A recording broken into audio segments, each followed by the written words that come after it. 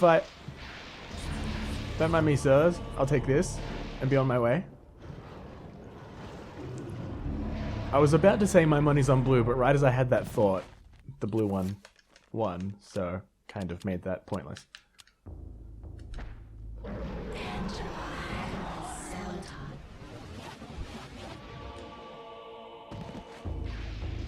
I take winner.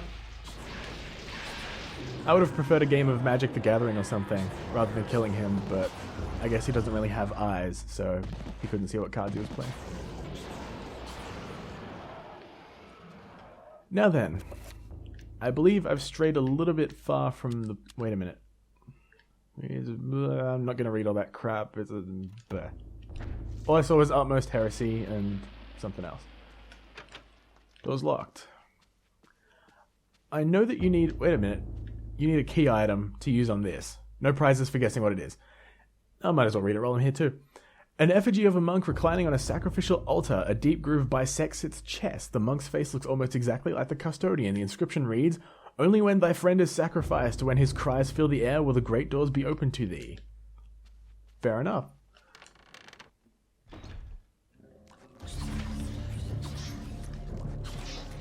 I like how as soon as you enter this room, Paul finishes closing the door. And I think if you don't touch the controls, then he slowly turns around on his own. But, I mean, the first thing I would do, if I was opening a church door, if I was opening a church, yeah, that makes so much sense. Nice one, me. I would probably look ahead of what I was about to run into. Might help. Now then, there might be something around this area. Arcane documents and treatments of the demonic arts. Paul daren't touch them. Alright, never seen daren't before. That's new. That's very new. For fear of the taint of evil. Well, alright then. Crossbow bolts. And this time there's no pressure plate or anything down here. You can just walk up to it. This shelf appears to be recessed into the wall, not quite as flush as the others in the room, almost as if it could slide inward. You can just push the shelf and it opens, because magic. I'm going to enchant my sword. Because if I remember this room right, there may be a couple of zombies. Maybe. Oh, sure enough. I remembered it wrong, but there were still some zombies, so that worked out pretty well.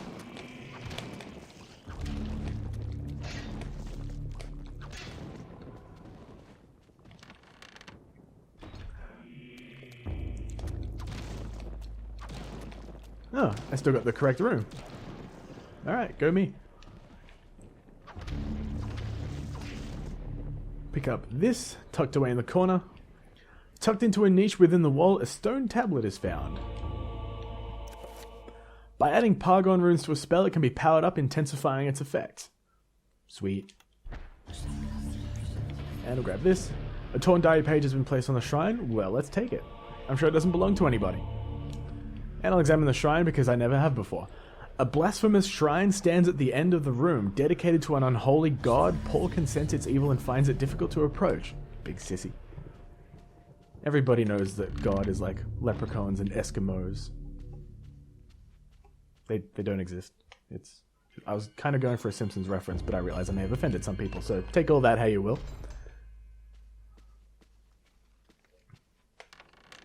And also, 2015 is the year where everything offended anybody anyway, so that doesn't really matter. I'm also struggling to remember where to find the last diary page. I know that you need... Oh, I know what I've missed. Okay, I need to do a bit of backtracking. You may have noticed, because I'm backtracking right now. Now would be a good time for a sanity effect. This is make things... That was the slower version of what I just said. This would make things a little more exciting. Apparently I'm not getting it. Alright, fair enough. I didn't go upstairs where I found that bone thief. So I need to go all the way back through there.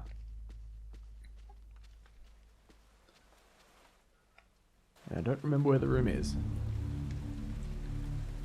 Because if memory serves me right, I go up the stairs, I find the music thing, use it on the organ, get the circle of power, then everything from there is gravy. Yeah, I didn't go up here. It's not like me to miss something like this, I swear. But I think there's... Yep, 2 bone thieves. 2 bone thieves? 1 bone thief? Okay, 1 bone thief. I'm just remembering everything wrong today. What is you on here? Oh, diary page. Lying on an abandoned easel? I hope I'm pronouncing that right, because I'll likely be torn apart again if I pronounce it wrong. Is a sheet of tattered paper covered with scrolls of ink. Now I've got all the diary pages, so I can head back to the monk. A sheet of music lies upon the bookshelf, and one wonders what it sounds like. Well, let's take it and do it. Yeah, that's about the best reaction I can get. A bewildering array of books and tomes sorted neatly onto a set of shelves, mostly books of a religious nature awaiting scholars such as Paul to peruse their contents. Wow, I've only been going for half an hour. I'll probably jump off as soon as I finish this chapter, because 1 chapter at a time is a pretty good pace. Let's see, what am I forgetting? Is there anything down here? Maybe? Oh, empty coffin. Lovely. Is this casket in readiness for Brother Andrew's body? Perhaps Augustine is blessing it, or perhaps it has a more sinister purpose. Well, considering how well everything's gone here so far, it is almost as if the death was expected or arranged. Oh, hi there. A scroll of aged paper sits on the dusty altar top. It seems to have been discarded. Alright, I totally forgot that was there. I'll take it.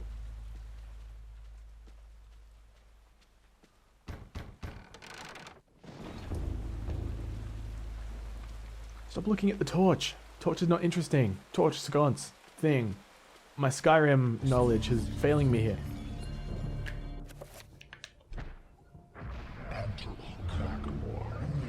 On reflection, I have no idea why I did that, because I'm about to get the 5-point Circle of Power and can make that spell stronger, but anyway. By means of bellows and pump, the pipe organ is able to play deeply moving music. It has the power to inspire faith and to influence hearts beyond the control of the mind. Should Paul play the organ? Yes. This pattern is the same through every game. It doesn't change or anything like that, and you'll be playing it again, I think, at least once later. Possibly twice. So it's... I've memorized it, so for me it's really fast.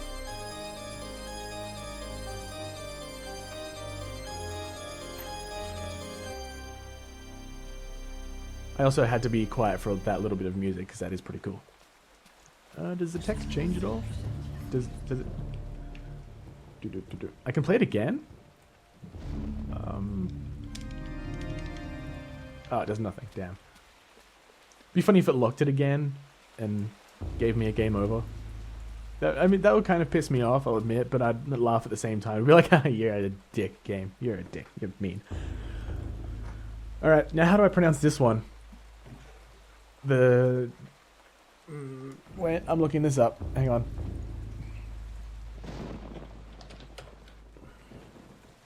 There's no way in hell I'm going to mispronounce this many words in one playthrough.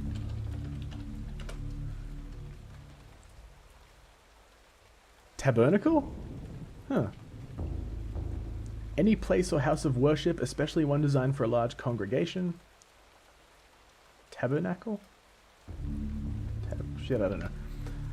The thingy is almost empty. There are none of the things that should be there, such as holy water and other ritualistic items. Only a circle of power lying on the lower shelf. Let's take it.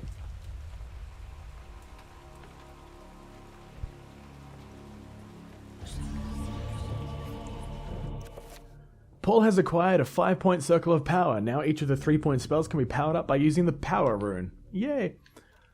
So, unfortunately for me, this means I have to go through every single spell and create them all over again if I want their 5-point variants. I'm sure you guys probably don't want to really see this, so I'll probably take care of that between recording sessions. But there is one that I do want, and that is enchant items. So, shield, magic pool. I'll take care of those ones later. Now, oh, I've got to go to the monk. Almost forgot. Oh, for God's sake. Get it? For God's sake. I'm in a church. I'm funny.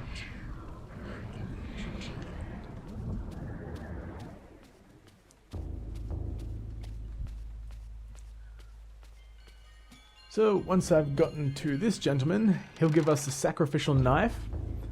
We'll use the knife on that, what's it called? What did the game call it? I don't remember. Where am I going? Is this the right way? Yes, it is.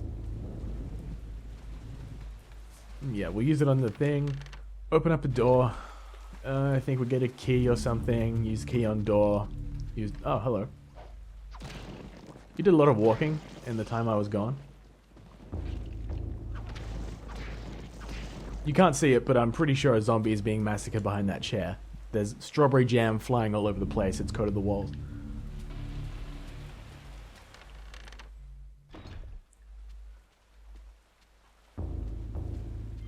And this Chiturga rune has bathed me in a very healthy red glow. But anyway, let's talk to this gentleman. Brother Andrew suspected Augustine all along. I managed to find remnants of his journal, and it all points to Augustine's involvement with a paganistic cult operating inside the cathedral. Aye, the cathedral's dark secret has been uncovered. I too suspected this, but was too afraid to act. Augustine himself is a heretic. He has covered his tracks well, claiming that the sacred relic, the Hand of Jude, was stored here. He had those who came to see it murdered. The Hand of Jude never existed. And with that realization, the trap closes, brother. My days here are numbered. I awoke to find this cruel dagger placed upon my pillow this morn. It can only mean one thing. I know too much, and they are moving to silence me. I can only hope that what little faith I have left is enough to save my soul. Please, take this thing away from me. Its very sight troubles me to no end. May your faith protect thee, Brother Luther, for that's all you have.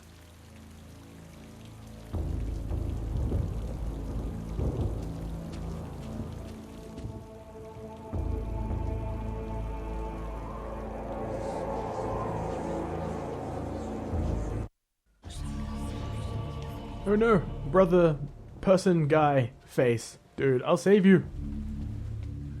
And he's gone. Chiturga be like, for my next act, I will make this monk disappear. So, because I'm an incompetent dingleberry, I need to go all the way through the entire church, all over again. Okay, this just glowed green and confused me. Oh, hi. The top half of your body got stuck on the railing. Don't grab my shoulder when I'm trying to execute your other half. I bet nobody's ever said that sentence before. Anyone in here? Yes, the Bone Thief. Hi. I haven't mentioned this yet, and I don't know if it was obvious, but they have that attack that you saw in that cutscene earlier that they can do on you, and if they jump on your face and manage to burrow down into your throat, that's instant death. It gets even better in Eternal mode because... Oh, Jesus, I thought that was something in the game. It was a crow outside going, "Bagah, bagah." Fucking hell, it scared me. But if they do that to you, it's instant death, and the only way to survive it is to be in Eternal mode. Which I may very well show you at the end of this playthrough. Assuming that I remember, which you guys know me, I won't remember. Now, I don't remember exactly how to access the area. I think it's this way. I'm probably totally wrong. Let's go and find out. If I'm wrong, I'll edit this out. But if I'm right, there's going to be a good 10-minute stretch of me saying nothing. Okay, I guess I must be right, because there's enemies here now. Thanks, video game logic.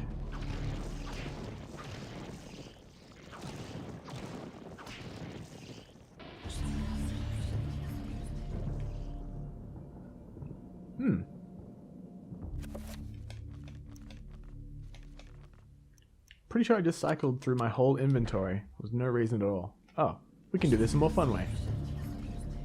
Hold on there, sir. There's also a trapper at the top left of the room as well. Where is it? New spell. I want Antibok and Red Gomer.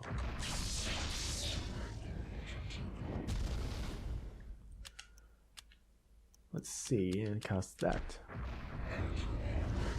We normally don't get this spell until chapter 9, I believe. But it's killed both of the trappers in the room. And I didn't have to use any crossbow bolts. Not that I'm going to run out, but I just wanted to do it a bit differently. Totally not cheating at all.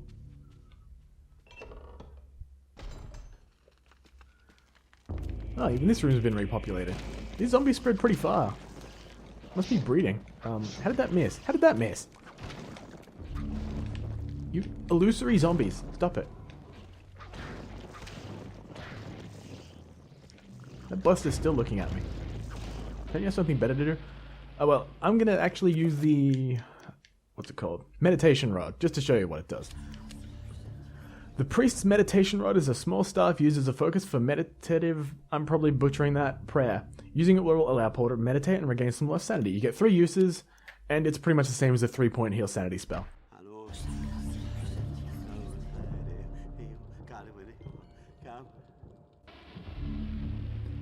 Except that I've never actually used it before, I just used the tome, and I didn't know it had an animation. Alright, that's really cool. I honestly thought it would be the same as the necklace that, what's her name, Elia gets. Oh, more bone things. Oh. And it would just straight up cast the spell and heal sanity, but I guess not. The more you know. Alright.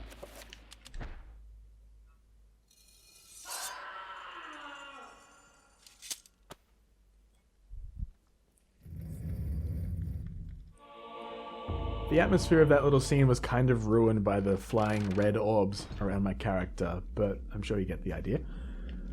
Okay, if you didn't pick up the Circle of Power, you are boned. You need it for this. Paul's progress forward is blocked by a corrosive spell. Obviously someone wants to keep intruders at bay, and this lethal magic is just the way to do it. Sure enough. Unfortunately, I'm a huge genius brain, and just bear with me a second, because I'll just take care of this.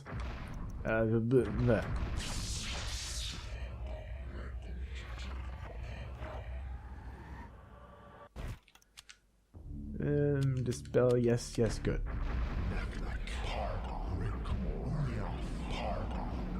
I don't know why, I just enjoy watching the spells get cast. It just looks cool. Imagine if you're standing in the middle of like a line or something, at, I guess the DMV or something like that, and you're like, oh man, I wish I could fix this broken thing in my pocket. Don't know why I'm so specific of it to the DMV, don't question me. But like, I wish I could fix this broken thing. Oh, hang on. And then explosions happen around you and 3 runes get cast on the ground. It goes Antibok, Magamor, something. And everyone's like, holy shit. And then you'd be Jesus and everyone would love you and give you lots of money. Lying in a pool of his own blood is the Custodian, Paul's only ally in his fight against the darkness. His soul no doubt lingers, fused to the altar on which his life has been taken, watching over his own rapidly cooling corpse. Isn't that lovely? Feeling all hope escape him, Paul's situation is suddenly 1,000 times more desperate than before. Now he is alone against the darkness. Damn you, Salazar! You are a clever man, Brother Luther. Wanting answers to clarify your new position as fugitive, you seek them out, and this is what you find. Tell me, what does a man such as yourself think of when he finds a viper's nest of heresy? When he finds the very source of corruption? I think of irony. Irony of what you, masquerading as a member of the Inquisition, stand for. And that you stand for evil. Evil is merely a perspective which no longer concerns me, Luther.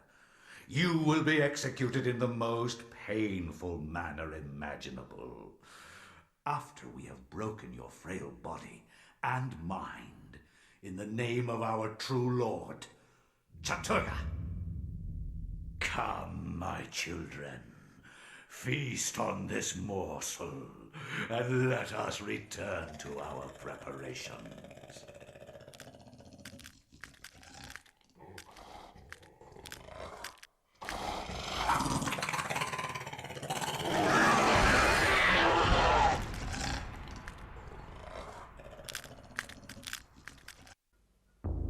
So if you're smarter than me, then you probably would have noticed that this is a trap of some kind and cast, I don't know, a damage field. So I'm going to do that now. I probably won't have time to get a 5-point out. So I might just try a 3-point under Ulioth. Hello, sirs. Nope. Oh, what are you going to do now?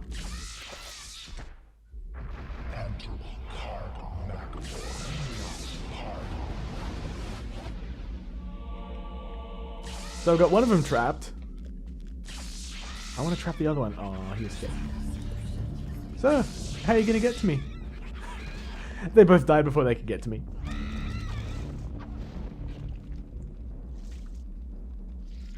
Oh, okay. I didn't even know I could examine that. I was just kind of looking at my computer and mashing B. Dangling from worn iron chains, burning censers fill the room with a fetid incense. Fetid? Fetid? I think it's fetid, and I screwed it up. I'm stupid. Acrid smoke rises from what can only be burning flesh. Well then. Acrid? Acrid? I don't know, I'll just pronounce everything wrong. Good thing I quit my grammar Nazi job. Am I right, guys? So now that I've done that, I honestly don't know. Oh, I think that room is unlocked.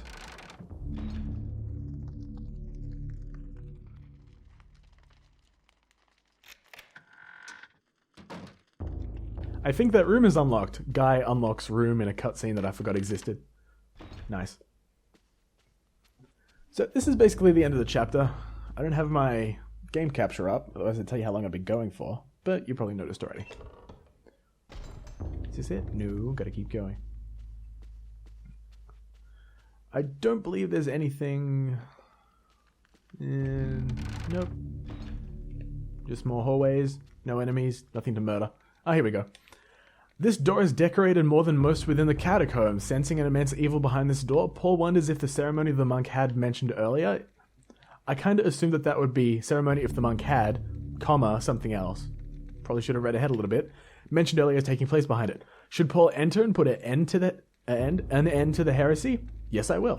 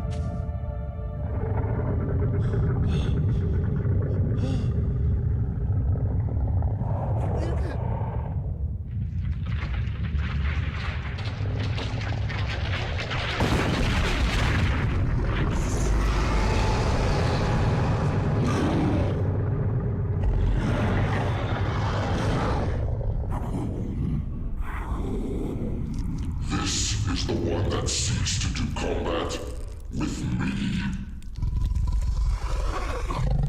Your task, my liege and greater guardian, is to guard this place. Do not worry about this worm. His kind yelps in terror at the sight of your mightiness.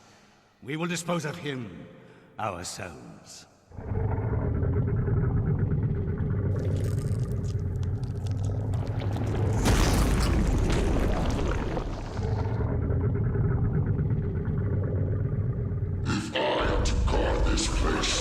Then I will do it as I see fit.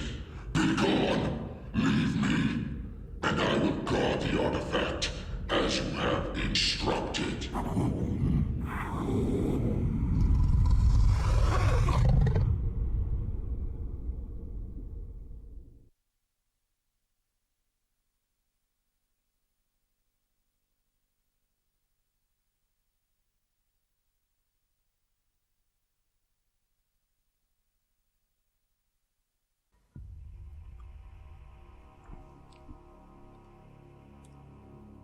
Alex is like, did you see that sick kill from the crab on the priest?